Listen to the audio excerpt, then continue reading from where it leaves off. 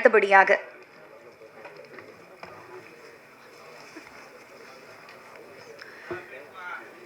நடுக்கடற் பேரலைகளின் இறைச்சலில் மீனவர்களின் மார்பில் பாய்ந்த தோட்டாக்களின் ஓலங்கள் சப்தமற்று போன போது, தமிழக எல்லைகளில் ஈவிரக்கமின்றி தமிழ் குரல் வலைகள் நெரிக்கப்பட்ட போது, அண்ணன் என்ற பெயர் தீவிரவாத சொல்லாக ஆக்கப்பட்ட போது, எழுந்து நடக்க முடியாமல் தமிழ் அன்னையை முடக்கி வைக்க முயன்ற போது, தன் சீரும் சிம்ம குரலால் புலி பாய்ச்சலால் தமிழ் ஓங்காரமிட்டவர்.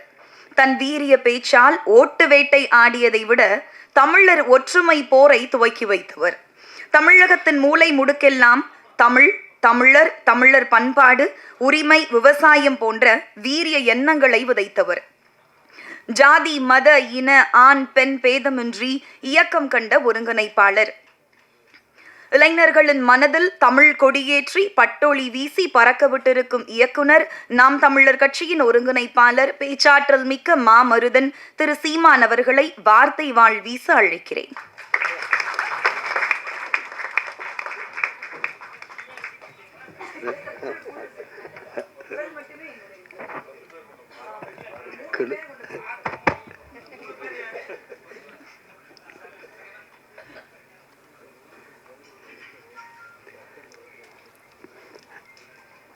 நிழற்குடை படத்தினுடைய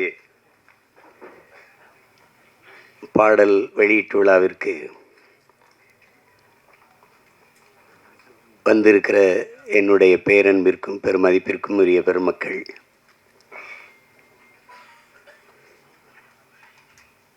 இந்த நிகழ்வை உலகெங்கும் வாழுகிற உறவுகளுக்கு கொண்டு போய் சேர்க்க இருக்கிற அச்சு ஊடக, காட்சி ஊடக என் அன்பு உறவுகள், இவ்வளவு நேராகியும் இன்னும் அரங்கை நிறைத்து அமர்ந்திருக்கிற என் அன்பிற்கினிய சொந்தங்கள் அனைவருக்கும் என்னுடைய அன்பும் வணக்கமும். இங்கே எல்லாரும் குறிப்பிடும்போது நான் ரொம்ப நேரம் காத்திருக்கிறேன்னு இல்லை. இந்த நிகழ்வு எங்கள் குடும்ப நிகழ்வு. நீங்கள்லாம் இந்த நிகழ்வில் இவ்வளோ நேரம் பங்கேற்று காத்திருக்கிறதுக்கு நான் தான் உங்கள் எல்லாருக்கும் அன்பையும் நன்றியும் சொல்ல கடமைப்பட்டிருக்கிறேன். வரும்போது என்னை வரவேற்க கூட தேவயானி அவர்கள் சொன்னாங்க, நீங்கள் வந்ததுக்கு ரொம்ப நன்றின்னு. இல்லை, எங்கள் படத்தில் நீங்கள் நடித்ததுக்கு ரொம்ப நன்றின்னு நான் சொன்னேன். ஏன்னா இது நாங்களோட குடும்ப படம்னு நினச்சி, எங்கள் குடும்ப படம்னு. கடைசியாக தான் கதாநாயகனாக நடித்த தம்பி விஜித்துக்கும் குடும்ப படம்னு தெரியுது. ஏன்னா அவருடைய பொண்ணு பாப்பாவும் நடிச்சிருக்காங்க. இது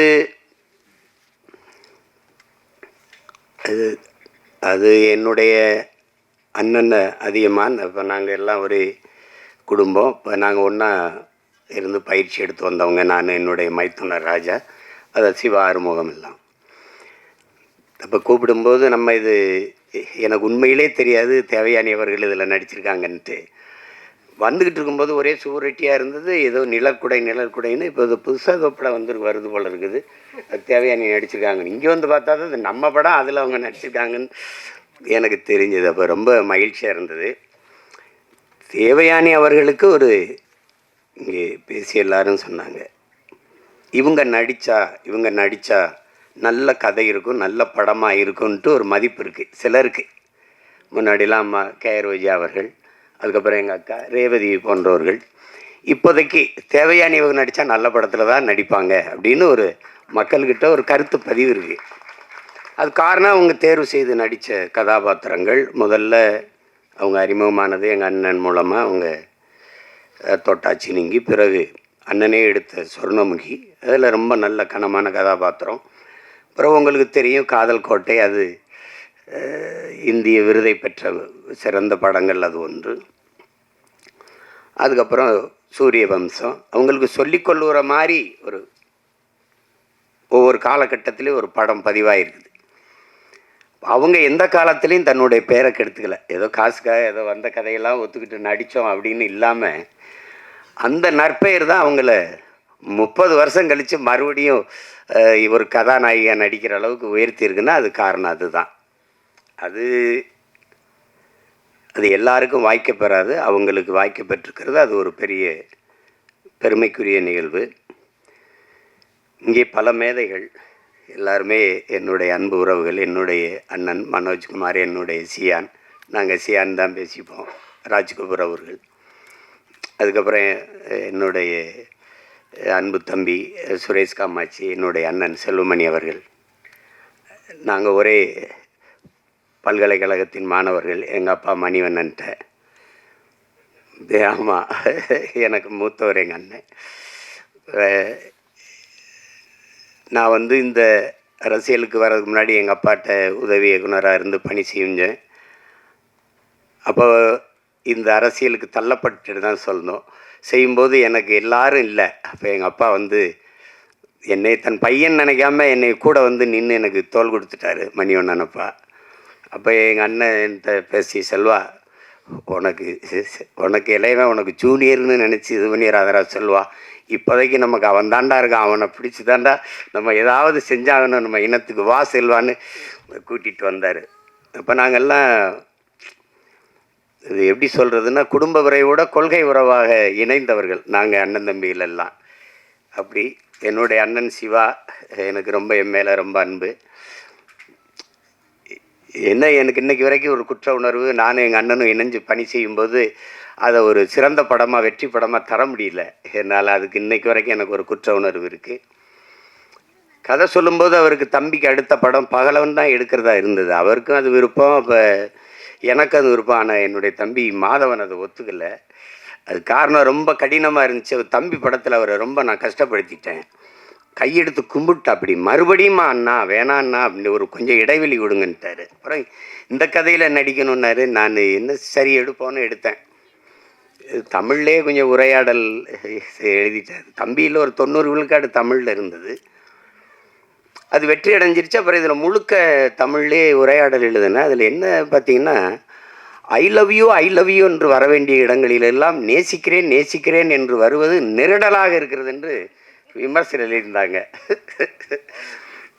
எனக்கு என்ன செய்யறது தெரியல. என்னுடைய அண்ணன் காசி ஆனந்தன், அவர் உணர்ச்சி பாவலர், ஈழத்து பாவேந்தன், அவர்கிட்ட போய் பேசிக்கிட்டே இருந்தேன். அவர்கிட்ட சொன்ன வருத்தமாக இப்படி எழுதியிருக்காங்கண்ணே. அன்பை கூட தாய்மொழியில் பரிமாற தெரியாத ஒரு இனம் இருந்தால் என்ன, செத்தா என்ன, போடா அப்படின்ட்டாரு. அப்போ நான் அந்த படம் எடுத்து கொடுத்துட்டு நான் எங்கள் அண்ணனுடைய அழைப்பின் பேரில் ஈழத்துக்கு போயிட்டேன். போய் இப்போ ஒரு வாரம் கழிச்சது பேசிட்டே இருக்கும்போது படம் ஓடலைன்னு தெரிஞ்சிடுச்சு. அப்போ யாரோ சொல்லியிருக்காங்க, தம்பியோட படம் ஓடல, அதனால் ஒரு வருத்தத்தில் இருப்பான் போல இருக்குதுன்ட்டு. அப்போ என்ன சார் அது கேட்கல, படம் என்னாச்சு, கதை என்ன, யாரோ சொல்லியிருக்காங்க, இந்த காதல் கதை போல இருக்குது அப்படின்னு சொல்லியிருப்பாங்க. அவர் ஆரம்பிக்கும் போதே நமக்கு எதுக்குப்பா பூ கவிதைலாம் அப்படிதான் ஆரம்பித்தார். காதலுங்கிறது பருவகால உணர்ச்சி, அது எல்லாருக்கும் இயற்கையில் வர்றதானே. தமிழர்களுக்கு இல்லாதது மானம், வீரம், ரெண்டும் தான் கொஞ்சம் குறைவாக இருக்குது. அதுக்கு வந்து நமக்கு தம்பி படம் மாதிரி தரையிலையும் அடிக்கணும், திரையிலையும் அடிக்கணும், அப்போ தான் நமக்கு விடுதலை வரும்னாரு. அதை செஞ்சுருக்கணும். இப்போ ஆனால் என்னைக்காவது ஒரு நாள் நான் எங்கள் அண்ணனுக்கு, அந்த சிவானனுக்கு சொல்கிறேன், இந்த இடத்துல என்னைக்காவது ஒரு நாள் உங்களுக்கு என்னால் ஏற்பட்ட இழப்பை நான் ஈடு செய்வேன். அது ஒருவேளை நீங்கள் அன்னை கூட கேட்டீங்க தம்பி அந்த பகலவன்னு, அதை கூட திருப்பி உங்களுக்கு எடுத்தரேன் உங்களுக்கு. அது தவறு தான் நடந்துடுச்சு அதில். ஆனாலும் எங்கள் அண்ணனுக்கு எனக்கு இருக்கிற அந்த அன்பு பிணைப்பு போல. இப்போ எங்கள் அண்ணன் ஐயா பாக்கியராஜ் அவர்கள் சொன்னது மாதிரி தான், எங்கள் அண்ணன் அதிகமான வந்து ஒரு தலை சிறந்த இயக்குனராக அவங்க வந்தும் அது என்னென்னா தொடர்ச்சியாக படைப்புகள் இல்லை. அவருடைய படங்கள் வந்து இன்றைக்கி அவர் இயக்கிக்கிட்டு வர்ற அந்த படங்கள், இப்போ தொட்டாச்சி நீங்கள்லாம் பார்த்து எங்கள் அப்பா பால்மேந்திரா வீட்டிலே போய் பாராட்டி, ஞாபகம் இருக்காருன்னா வீட்டில் போய் பாராட்டி, என்னடா அப்படி ஒரு படம் எடுத்துட்டேன் அப்படின்னு. அப்படி அந்த கதை, திரைக்கதை பயணத்தில் பயணிக்கிறதுக்கு ஆட்கள் ரொம்ப குறைவு. இப்போ நம்மக்கிட்ட ஒரு மேதை சாதாரணமாக உட்காந்துருக்காப்புல, அவரை கடந்துலாம் ஒருத்தனை இங்கே திரைக்கதை அமைச்சு எடுத்துகிட்டு போயிட முடியாது. ஆமாம், அதில் நம்ம பக்கத்தில் இருந்துட்டோம். ஆனால் வீட்டுக்கு போனால் படபடப்பாக இருக்கும். நம்ம ஆள் தானே பக்கத்தில் இருந்து வந்துட்டு. மிகப்பெரிய பெருமை அவரெல்லாம் நமக்கு இப்படி ஒரு படைப்பாளி, நம்ம நாட்டில் நம்ம இனத்தில் பிறந்து இப்படி ஒரு படைப்பாளி அப்படின்னு. நீங்கள் யோசிச்சு பாருங்கள், புதிய வார்ப்புகள்னு ஒரு படம், அவர் தான் கதாநாயகனாக நடிக்கிறாரு, அவர் தான் கதை வசனம் எங்கள் அப்பா ஏற்கிறாங்க, பாரதிராஜா அப்பா. அன்னைக்கு அது புதிய வார்ப்புகள்னு தலைப்பு வைக்கிறதுக்கு இன்னைக்கு என்னென்ன பேர் வருதுன்னு உங்களுக்கு தெரியும். அது நம்ம சொல்லி அது விமர்சனமாக போயிடும். நான் அதை சரி செய்கிறதுக்கு இது நேரம் இல்லை. புதிய வார்ப்புகள் அப்படின்னு அப்போல்லாம் நம்ம எப்போ அந்த காலகட்டத்தில் அதில் ஒரு முடிவு இறுதிக்கட்ட காட்சி வருது. உரையாடலாம் பிச்சு உதறிப்பாப்புல. ஒரு அந்த விதவை பெண்ணு, அந்த பெண்ணு வந்து பூ விற்கும். வாத்தியார் கதாபாத்திரம், அவங்க ரதி. அவங்க வந்து பூ அந்த வாத்தியார்கிட்ட இவங்ககிட்ட சொல்லுவாங்க, வாத்தியாரை இந்த பூ வந்து பறிச்சா தான் வாடி போகும், இல்லை செடியில் விட்டாலும் வாடி போயிடும் அப்படிலாம் இருக்கும். அப்போ இதயம் குங்குமம் இந்த பத்திரிகையெல்லாம் ரொம்ப புகழ் பெற்றது இந்த இதழ்கள். அப்போ நீ இதயம் கொடுத்தாதான் வாத்தியார் குங்குமம் தருவாரா அப்படிலாம் அந்த ஐயோ அதெல்லாம் ஒரு அதிமேதைகளினுடைய கூடல் அது. அதில் ஒரு அண்ணன் கவுண்டமணிக்கு கதாநாயகியை கட்டி வச்சிடுறாங்க. அந்த வில்லன் கதாபாத்திரம் அந்த கட்டி வச்சிடறாரு ஜி சீனிவாசன் ஐயா.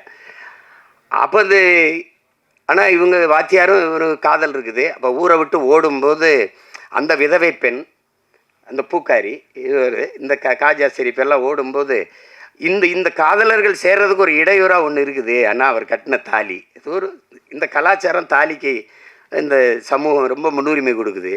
அப்படியே பார்த்துட்டு டப்புன்னு அந்த தாலியை அறுத்துட்டு அவரே அறுத்துடுறாரு. கட்டின தாலி அவரே அறுத்துட்டு 2 பேரையும் சேர விடுறார். கையை பிடிக்கிறாங்க. அந்த விதவை பெண்ணை நிற்கிது, அந்த பூ வித்த பெண்ணை. அதை கையை பிடிச்சிட்டு இப்படி போகும்போது புதிய வார்ப்புகள்னு போடுறாப்புல ஒரு எழுத்தாளர், ஒரு எழுத்தாளர். கொஞ்ச நாள் கழித்து அப்புறம் அவரே கதை திரைக்கதை இதாடிச்சு அந்தைய நாட்கள்னு ஒரு படம் வருது. அதில் இவர் காதலித்த பெண்ணு அது அண்ணன் ராஜேஷை திருமணம் பண்ணி போயிடுறாங்க. கல்யாணம் ஆயிடுது. அது அப்போ வந்து அவர் சேர்த்து வைக்க போராடி கடைசியாக உச்சக்கட்ட காட்சி வந்துடுது. 2 பேரும் இருக்கும்போது அவர் வந்து அந்த மருத்துவர் கதாபாத்திரம் வந்து இந்த காதலன்ட்ட சேர்த்து விடுறதுக்கு இது பண்ணுறாப்புல. இப்போ நம்மளால் ஒரு ஆர்மேனிய பெட்டி வச்சுக்கிட்டு இந்த ஹரவர மலையாளத்தில் இதே டாக்டரே அது நீங்கள் புதிய நவீன 21ஆம் நூற்றாண்டு ஆள் தானே, 20ஆம் நூற்றாண்டு இல்லையா, 20ஆம் நூற்றாண்டு ஆள் தானே. தாலியை அறுத்தடு, எந்த காதலி உங்களுக்கு மனைவியாக வரும், ஆனால் உன்ன மனைவி எனக்கு காதலியாக வராது. அப்போ அந்த தாலியை அறுத்து எடும் அப்படின்னோடனே அப்படியே போய் அறுத்து எடுக்க முடியாது. அந்த பெண்ணு தாலி அறுத்துட்டு வர முடியாது. இது கையெடுத்துட்டு பட்டினா இதே மண்ணின் கலாச்சாரம் பண்பாடுன்னு பேசி இந்த கிளைமேக்ஸ் ஓல்டு பட் கோல்டுன்ட்டு போயிடுவாப்புல. இதை யோசிச்சு பாருங்கள். உலகத்தில் ஒரே ஆள் தான் தாலி அத்துட்டு போய் வாழ்னு சொன்னால் அதே ஆள் தான் தாலி அக்காம வாழ், இதுதான் கலாச்சாரம் சொன்னது ஒரே எழுத்தாளன் தான். உலகத்தில் இப்படி ஒரு ரைட்டு எழுத்தாளர் இருக்கவே முடியாது. ஒரே எழுத்தாளர் இப்படியும் எழுதி நம்ப வைக்க முடியும். இப்படி எழுதணும்னா எழுத்தின் வன்மை, எழுத்தின் அழுத்தம் அப்படின்னு சொல்லாமடா. பொய்ய உண்மையில்லை, பொய் சாட்சியிலே நடித்தவர் தானே அவர். சாதாரண உட்காந்துருக்காப்புல. எங்கள் அப்பாவுக்கு ஒரு கிளைமேக்ஸு, எங்கள் அப்பாவுக்கு எழுதி கொடுத்தது வேற, கைதின் டைரியில். அதுதான் ஆட்சி ராஜஸ்தானில் வந்தது. அவர் திமுறா நீ என்ன ராஜு நானாக ஒன்று எடுப்பேன். அது அப்போ செய்வார். அதில் எல்லோரும் நானும் அவர்கிட்ட எழுத்தாளராக வேலை செஞ்சுருக்கேன்ல. என்ன பண்ணுவார் எங்கள் அப்பான்னு தெரியும். அதில் அவர் வந்து சத்ரபதி சிவாஜி வேடத்தை போட்டு நிறுத்திட்டாப்புல. சரி, அதுவும் ஓடிடுச்சு. ஏன்னா அது வரைக்கும் நான் திரைக்கதையை பிச்சு உதறிட்டாப்புல. அப்புறம் இது இல்லை வேற கிளைமேக்ஸ், நான் எழுதி கொடுத்த கிளைமேக்ஸை நான் எடுக்கிறேன் அந்த காட்சின்னு போய் அப்போ அமிதாப் பச்சன் சிறிதை வச்சு ஆக்கிராஸ் தட்டா அதுவும் வென்றுட்டாப்புல. இப்படி ஒரு எழுத்தாளர் வந்து அதுக்கு ஒன்றும் நிகர் இல்லை. அது வந்து சொல்லி முடியாது. முதல் படம் ஒரு பெரிய இயக்குனர்கிட்ட நடிகரை கதாநாயகனாக நடித்து வெளியில் வந்து முதல் படம் சுவரில்லாத சித்திரங்கள்னு எடுக்கணும்னா அது அவரை தவிர எவராலும் முடியாது. அப்போ அப்படி ஒரு படைப்பாளி இன்றைக்கி நம்ம பக்கத்தில் உட்காந்து இந்த படத்தை பாராட்டி பேசுகிறாருன்னா அதை விட இந்த படத்துக்கு கிடைத்த பெருமையும் பாராட்டும் ஒன்றும் கிடையாது. ஒரு குடும்பப்பாங்கான படத்தை எடுத்து அதையில் தரமான வெற்றியடை வைக்க முடியும். எளிய கதாபாத்திரங்களை வைத்துனா அது அவரால் தான். ஒரு கதையை வந்து 2 தாளில் அவர் சொல்லுவாருங்க. தேவர் ஃபிலிம்ஸில் வந்து கதை கேட்குறாங்க. அப்போ அவர் போய் கதை சொல்கிறார். ஐயா கதை சொல்லும்போது அவங்க குப்பத்தொட்டி சார் அதில் ஒரு குழந்தை சார்னு அவரே சொன்னது தான். குப்பத்தொட்டி சார் அதில் ஒரு குழந்தை சார்னு அவருக்கு பிடிக்கல. அப்புறம் பெரிய ஆளாயிட்டார். அன்னைக்கு நான் வந்து உங்ககிட்ட கதை சொல்லும்போது குப்பத்தொட்டி சார் ஒரு குழந்தை சார்னு சொல்லிட்டேன், ஆனால் இன்னைக்கு வந்து சொன்னால் குப்பத்தொட்டி சார் அதில் ஒரு குரங்கு சார்னு சொல்லியிருப்பேன் அப்படின்னு சொல்லி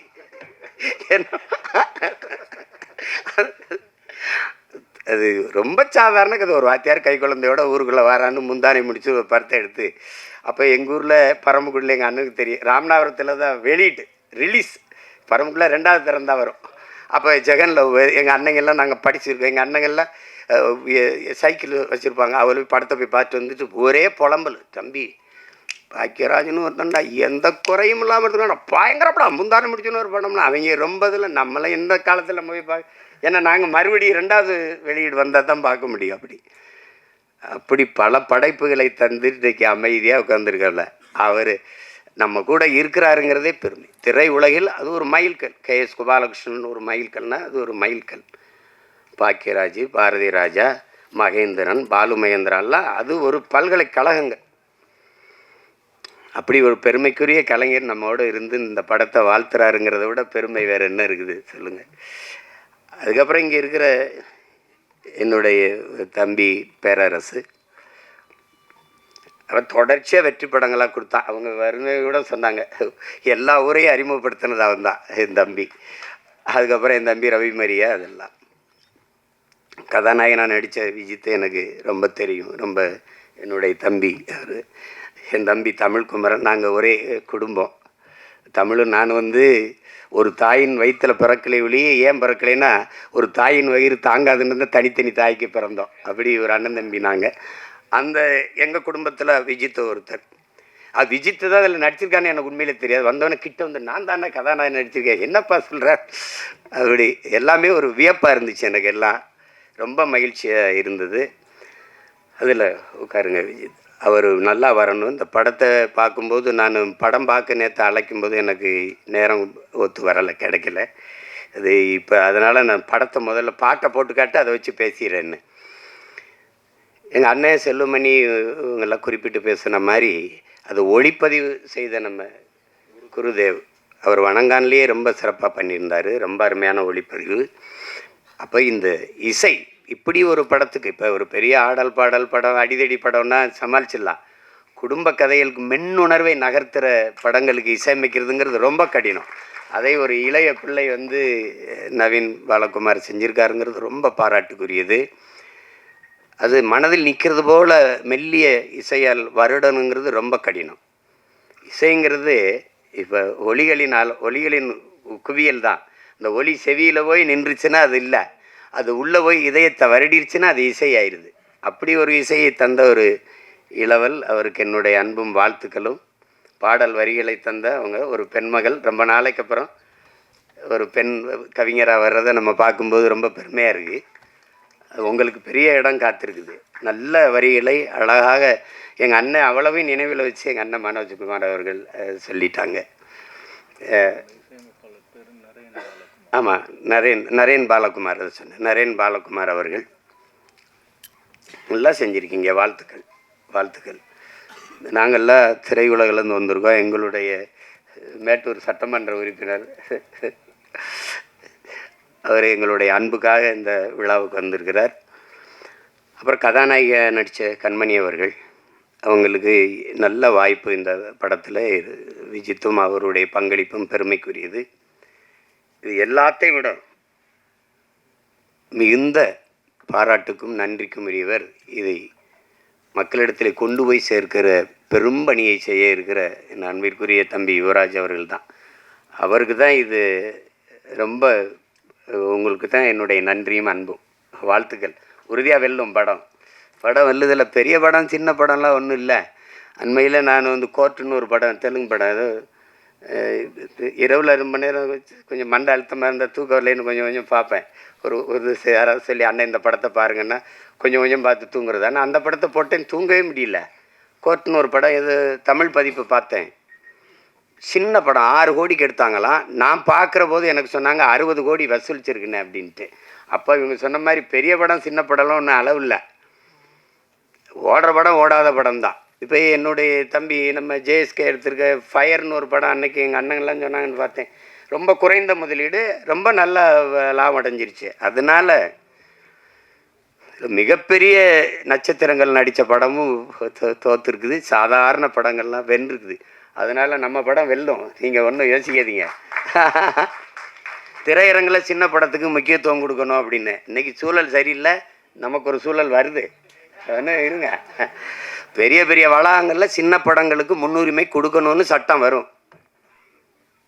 அது வரும், காலம் வரும் என்று நம்ம காத்திருக்கிறது இல்லை, நமக்கான காலத்தை நாம் உருவாக்கணும். அப்படி ஒரு காலத்தை உருவாக்கிக்கிட்டு இருக்கோம். இங்கே சொன்ன இந்த மேலே 90க்கு போயிடணும் அப்படின்னா இல்லை, 2026 நம்ம அந்த 90 காலத்தை மறுபடியும் உருவாக்க முடியும். அதெல்லாம் ஒன்றும் அவ்வளோதான்லாம் எதுவும் கிடையாது, எதுவும் முற்று கிடையாது. ஒரு வாக்கியம் முற்று பெறும்போது இன்னொரு வாக்கியம் தொடங்குது, இங்கே புள்ளி வச்சா இன்னொரு வாக்கியம் தொடங்குது. அதனால் அதெல்லாம் நினச்சி இது பண்ணிடாதீங்க. நாங்கள்லாம் திரைத்துறையை எப்படி சொல்கிறது, உயிரை விட மேகலாக நேசித்தவங்க நாங்கள்லாம். படுக்க இடம் இல்லாமல் ஏவிஎம் சுடுகாட்டில் படுத்து கிடந்தவங்கன்னா அப்போ எவ்வளோ காதலிச்சிருக்கோம்னு பாருங்கள். பல இரவுகள் பட்டினி கிடந்திருக்கோம், பல இரவுகள். அவ்வளவு அன்பு காதல் இந்த திரைத்துறை மேலே.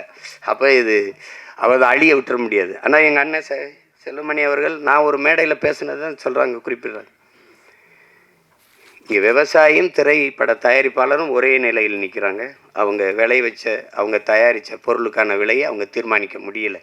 தீர்மானிக்கிற காலத்தை நாம் உருவாக்கணும். அப்போ தான் வேளாண்மை செழிக்கும், திரைக்கலையும் செழிக்கும்.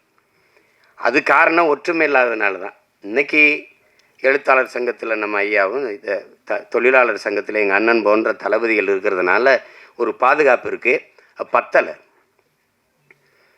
எல்லாத்தையும் சரி செய்ய நினைக்கிறோம், இதை சரி செய்யாமல் விட்டுருவோமா என்ன? அதுக்கு ஒரு காலம் வரும். ஆனால் இதில்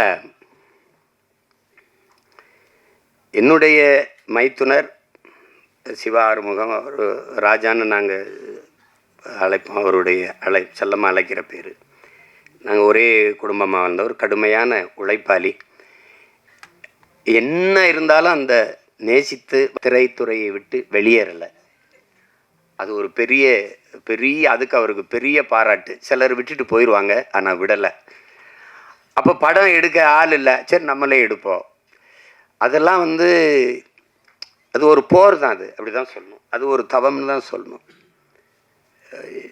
புலம்பிக்கிட்டு நிற்கலை, யாரும் வரல, யாரும் எடுக்கலை, இது அப்படிலாம் இல்லை.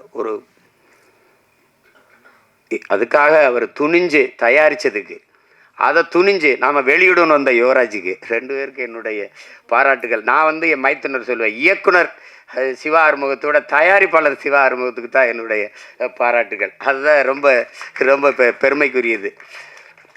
அப்போ இங்கே எது ஒன்று எளிதாக கிடச்சிருக்கு, ஒன்றும் வந்தோடனே யாருக்கும் இது இல்லை. ஒன்று தான், எவ்வளவுதான் திறமை இருந்தாலும் வாய்ப்பு இல்லை என்றால் அது பயனற்று போகும். இங்கே நிறைய திறமையான கலைஞர்கள் வாய்ப்பின்றி இருக்கிறாங்க.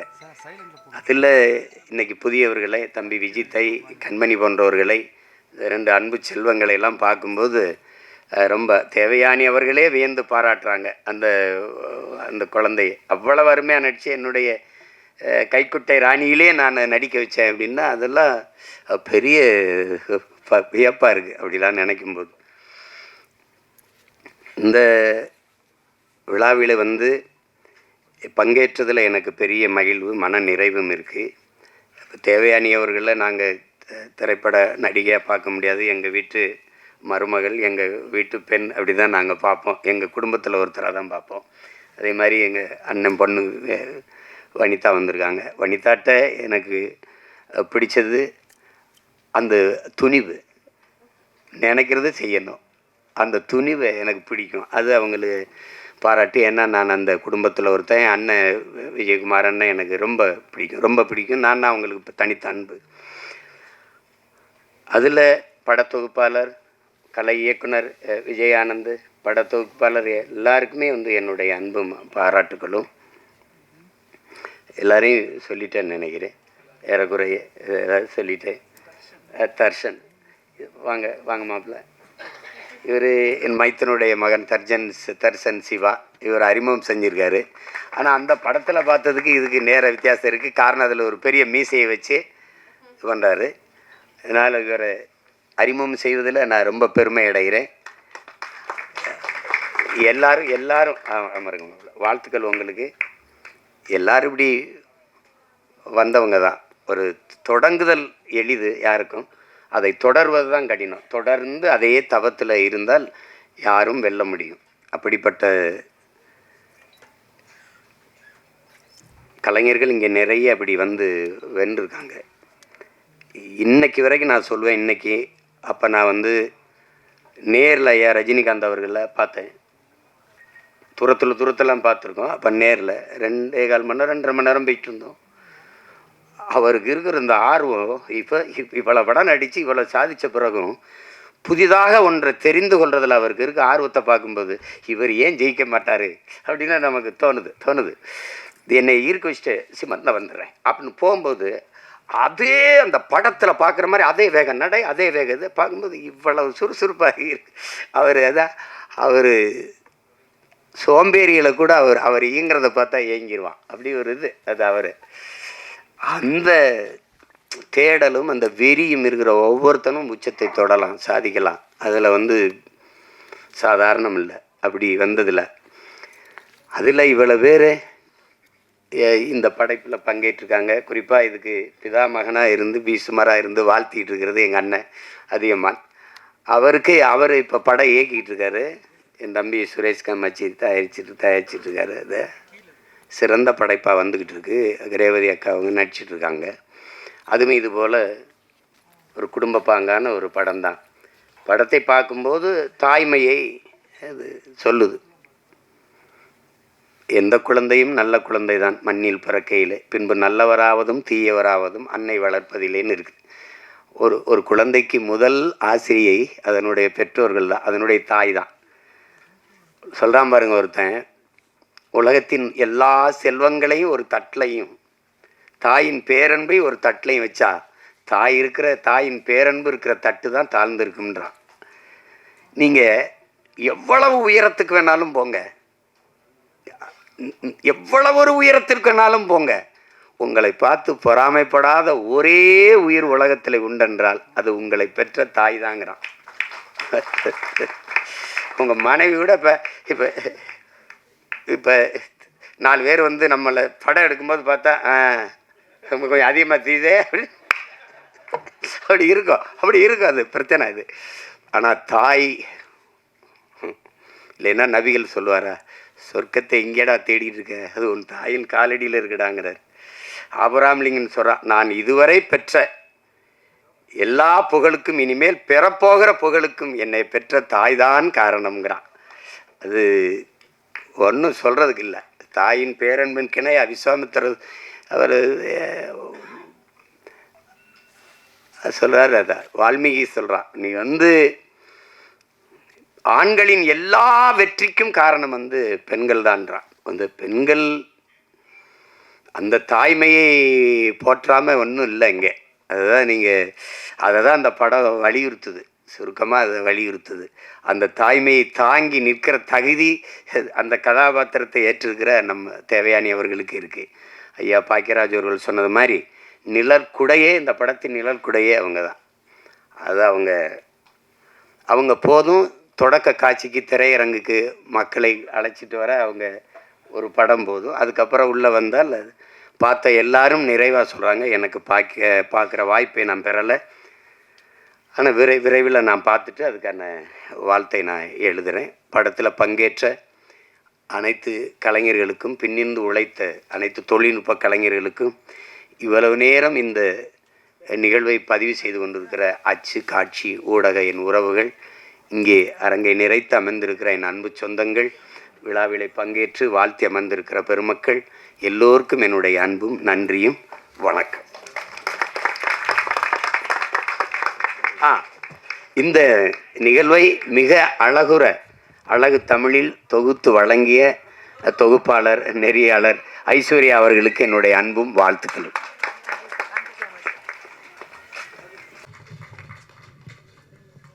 Thank you sir. தற்பொழுது அனைவரும் எதிர்பார்த்து காத்திருக்கும் தருணம். ஆம், இசை வெளியீட்டுக்கான நேரம்.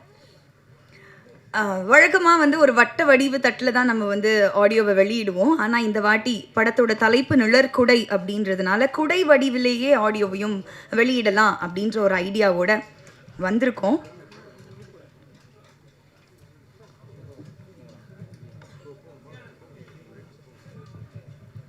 நிழற்குடையின் ஆடியோவை மேடையில் இருக்கும் அனைத்து சிறப்பு விருந்தினர்களும் படக்குழுவினரும் இணைந்து வெளியிடுகிறார்கள்.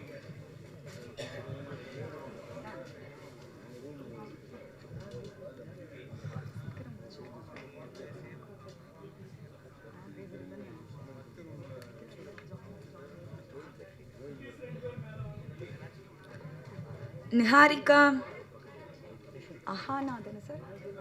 அஹானா, நிஹாரிகா ப்ளீஸ் மேடைக்கு வாங்க.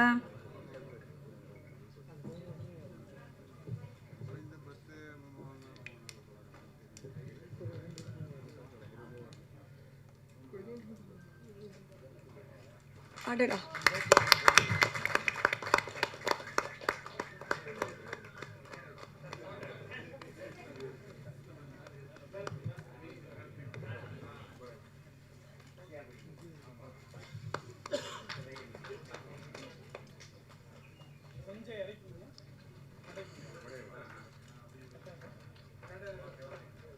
இந்த அழகான முயற்சிக்கு நன்றி. இதுக்கு உறுதுணையா இருந்தவங்களுக்கும் நன்றி.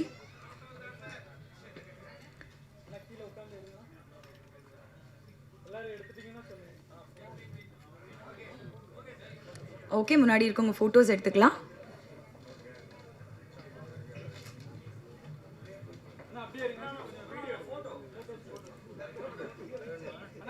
கொடை வேணுமா?